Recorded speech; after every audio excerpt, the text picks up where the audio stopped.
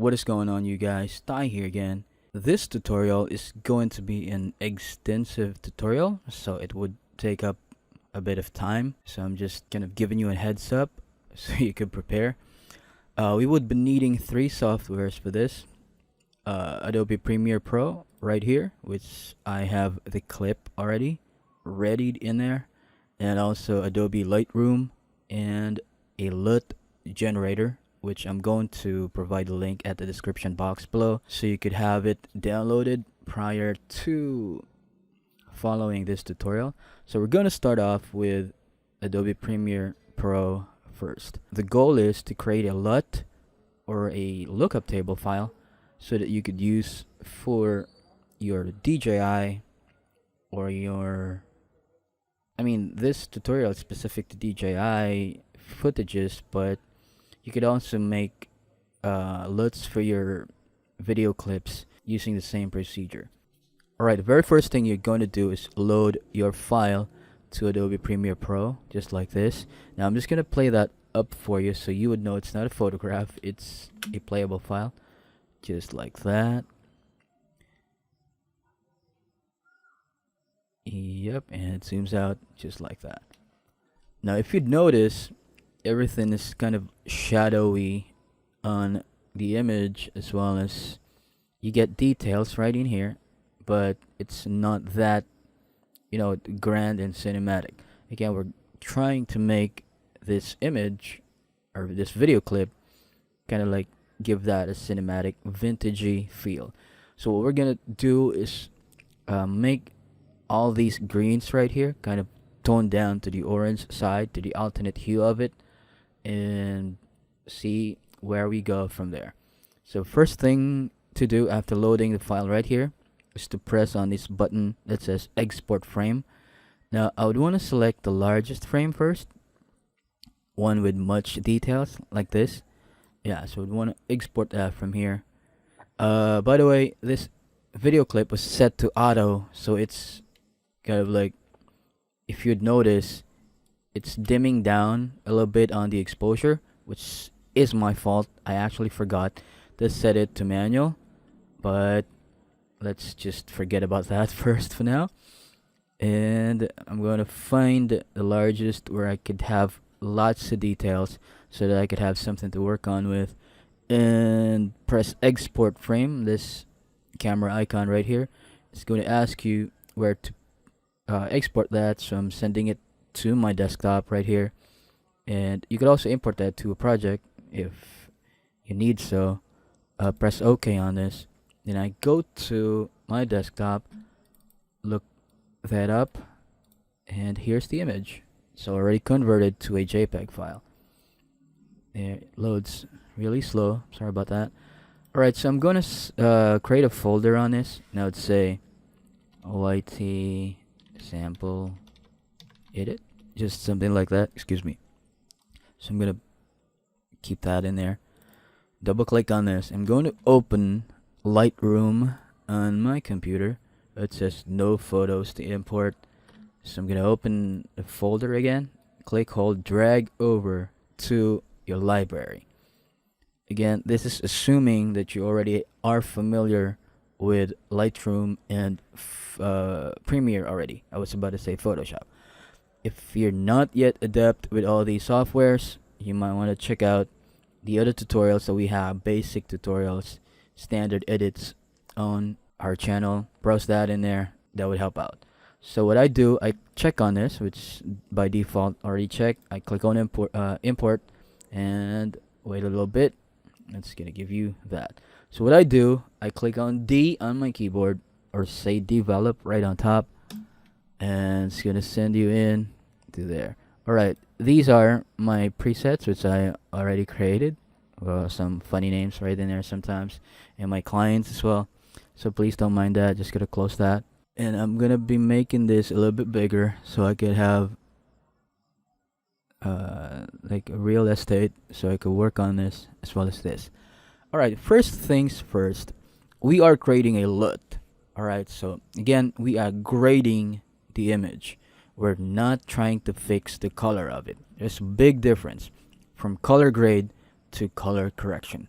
we are not going to correct the color, but we are going to grade it to make it look cinematic. So what I do, first step on everything, or I mean on every process that I create a LUT from, what I do is bring this down and look for camera calibration. So first up, I'm going to go for a red right here. See the changes right there?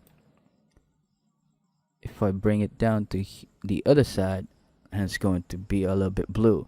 So I'm going to raise the hue up, going down to the orangey side, and I'm going to saturate a little bit to give it a little bit of vibrance in a way, but not exactly vibrance, because it's adding color or mixing up color to the blue sky right on top.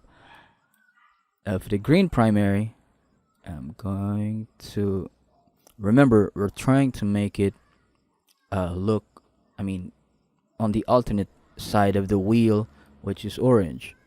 So I'm gonna drag it down a little bit, and I'm gonna bring this up a little bit right here. Also for the blue primary, this is what I do. I don't bring that up on that part because it's going to hue that up to a purple. So I'm just gonna bring that down like that and raise this up like this. The reason that I'm not dropping the saturation, because I'm going to work that up on the top part right here. So again, we're done with that. You can close that already. So go back right on top, right in here. I'd start off with temperature. Yeah, I add a little bit on temperature. And as I always say, if you're trying to make it a pastel looking image, you bring the contrast down. But if you're trying to make it cinematic, I would bring the contrast up like that. For the shadows, I'm gonna bring this up right here. See how the dramatic change, see how this shadows bring up a dramatic change on the image. Because remember, it was shot kind of like a backlit situation right in there. What's lit is on the background, what's on the foreground was shadowed. So I'm just gonna bring the shadow up right here just a little bit. And for the highlights, the details on the sky are pretty much okay, but I would want to add more detail onto it. So I'm gonna drop it a little bit like that. But if I bring it up like this, then I lose everything. So I just want to create some drama like that, not too much. Alright, and for the whites as well. And for the blacks, just a little bit on the drop, like that. And I would want to add a little bit of clarity, but just to give you a heads up, if you're working on faces, you don't want to do much clarity on it. But since it's a landscape image, so I'd want to go maybe 25 and see the difference. It's before, when you go type 25, take a look at the details of the leaves and everything. Then you're good to go. So I would want to find something that says sharpening right in here. I would want to go 25 as well. So I have all the details, but there will be color noise already. Yeah, so I'm gonna add a little bit noise reduction on the color and something on the contrast as well as the details, just about that. So we go back right on top and find the HSL, or hue, saturation, and luminance tab, and this is where we're going to change everything. Now for the green, you first click on hue, and the green, we're going to bring it to the yellower side. If we bring it up like that, it would also be kind of toned up cinematic, but it's always up to your preference. I really don't like it too bright like this, because I always think that I'm watching kind of like a happy mood movie. So again, what we're trying to do is kind of like a vintage drama on the photograph. So put it down to bring it back down right here. Just trying to find where it would suit nicely. and go to saturation right here, and just dip it like that. Go back again to hue and luminance. I'm gonna bring it up like that, because if you're going to take a look, it's gonna add something for the yellow as well, a bit of luminance, and for the hue,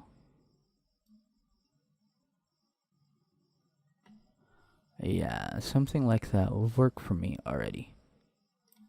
And what I do is I'm gonna find orange, if there is orange, and blue right here,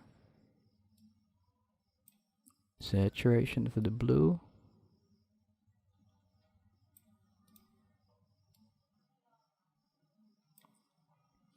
and that's enough for me. You could go to color, that's singular for everything. So what I do, I'm gonna go to split toning and add a little bit of split coloring, and for the shadows I'm gonna add like that's too much.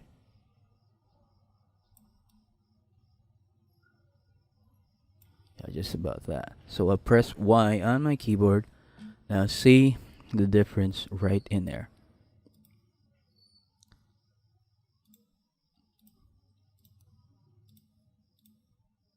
Alright, so press Y again on my keyboard. And I guess for me, this is gonna be alright already. Again, this is the look that I'm actually after, so this is going to be enough. If you are trying to kind of like modify a little bit, you could do that. You could do this. It's all up to you. But for me, this is about enough. So what I do next is I copy this. Oh, sorry. Where is that? Sorry, I forgot. Export. Yeah. So how to export? You press Control, Shift, and E on your keyboard. Again, Control, Shift, E. It's gonna give you this. So I'm gonna go choose Browse and just send it onto the desktop. File name lowercase 72. That's fine. And go export. Alright, we're cool. So next up we do, you can't apply it in there yet, so what you do is you open up your LUT generator. Alright, so you open up your LUT generator right here. Sorry, I have to look it up. I closed my folders, so I double click on that and it's gonna give you this. Let's say generate hold. Sorry, let me just place it on top of this so everything is gonna be clear. Say generate hold right here. Just press on that and go to desktop and then click on OK. It's going to generate a hold right in here for neutral. Now you wanna place that on that folder again like that, and you go to library and drop it right there. Sorry, drop it in there. It's gonna count up. Say import. Yeah, that's your hold right there. And you say D on your keyboard. And remember, we just copied earlier. Sorry, I'm gonna go back. Maybe I've messed that up. I'll go back to library again, right here, and click on this. So what I want to do is click on copy and set everything right in here, but you do not check sharpening. No sharpening, no noise reduction, no effects, and any other, because it's not going to be saved. Even though we did sharpen, because I forgot, that's my usual workflow. But just remove sharpening. You can just sharpen that up in Adobe Premiere. So what I do is press on copy, and I go to library again. I go back to this hold right here, press D on my keyboard to develop, and I press paste. I go back, I control Z just to show you how the changes would be. Check out the color first. If you press paste, then colors are actually changed. So what I do, I export this, Control Shift E on my keyboard, and I'd have to make sure that quality is 100, resolution would be 72. You don't go 300 because it's going to be too high of a file rate. So just drop that down. It says do nothing, but remember we just created a HUD earlier, so you might want to rename that to something else or send that out to a different folder. Just click on export, then the file would be in there already. See, this is the newer file, and the other one, which is kind of greenish, would be the older file. So what you want to do is go back to your LUT generator and press convert cube. It's going to ask you where you placed your cube file. It says neutral 512. Double click on that. It's going to do something a little bit. It says please wait right on top, and just wait a little bit. It's really gonna hang up like that, not responding. It happens a lot. It says conversion is done. Click on OK. Now check out on the part right here that says neutral 512 cube. So that's going to be your LUT file.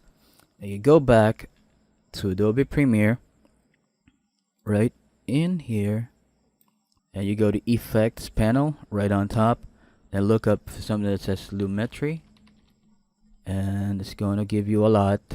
Just find the one that says Lumetri color right here, or you could do it the other way, but it's all up to you. Just find Lumetri, click, hold, drag. Alright, so let me get back to effects controls right here. This would be all the effects that's applied on this specific clip, but check that out, it's just basic effects. Now if you click, hold, drag on Lumetri color and place that in there, if you go back to effects controls, you already have Lumetri color. Now this Lumetri color panel is very extensive. It's a very powerful tool, but right now we're just going to set the LUT that we actually created. We're not going to be making changes on anything else anymore. Just click on creative right here and find, let me make it bigger, find something that says active look none. Click on that and go to browse and go to desktop, look up for neutral 512 cube and wait for a little bit. Then there you go. That's exactly the color that we created. We just would want to check that real quick. You go to desktop and check if this was the image that we actually did. Remember, this was the Lightroom color? Yeah, it is. So I'm just gonna show to you the before and after. So for the Lumetri color, find this toggle effects on or off. Off, on. So let me make it a little bit bigger. Off and on. If you play it,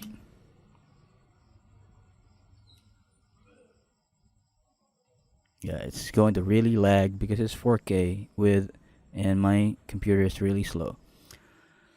Alright, so that's how you actually create your own LUT file using Adobe Premiere Pro as well as Adobe Lightroom and your LUT generator. I also downloaded that for free, so I'm going to be including the link at the description box below, where you could download it for yourselves as well. Please do check out my channel, and there's a lot of Adobe Premiere Pro tutorial, Lightroom tutorial in there, as well as subscribe. And I'd like to thank you so much for watching. I'm going to see you back in the next video.